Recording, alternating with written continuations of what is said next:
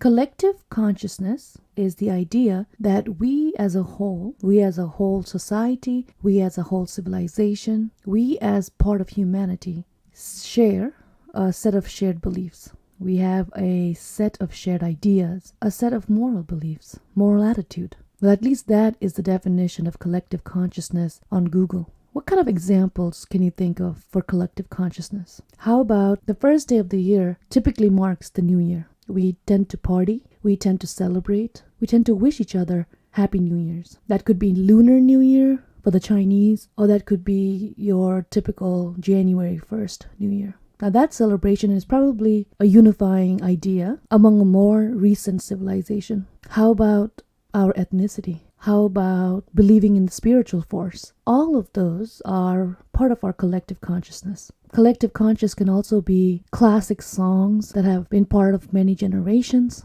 just like Happy Birthday. Everybody knows the tune of Happy Birthday, whether it's the Global South, the West, the East, that's part of collective consciousness. Books, many storybooks are part of the collective consciousness. Now, how about the collective unconsciousness? So if we as a group of people, if we as a whole society share a common thread, if we as a whole society share or operate under a unifying idea on the conscious level, is it just possible that we may have a common theme under the unconscious level? One idea would be world peace. Many of us hope for a happier world, a kinder world, a more developed world for everybody, a more productive world. That innate feeling, that innate idea is definitely part of our collective unconsciousness. Our purpose is linked to our collective unconsciousness. We all are here for a reason. We all have a purpose to share. Think about the pyramids.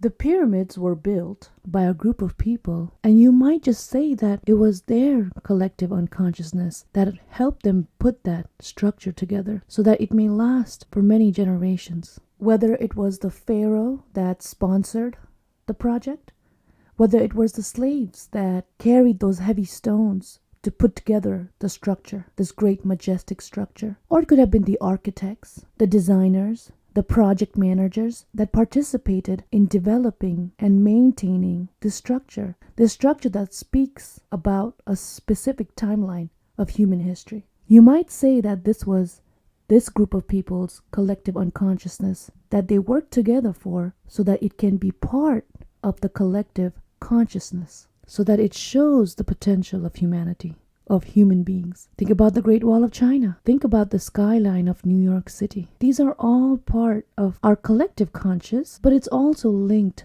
to our collective unconsciousness. It is only our hope that our collective unconsciousness eventually becomes a reality and becomes part of the collective conscious. At Preach in Prague is a 21st century voice dedicated to expanding spiritual literacy and therapy. Using sincere language, At Preach in Prague shines a light on the destructive nature within each of us and instead highlights the benefits of empowering the beautiful spirit in us.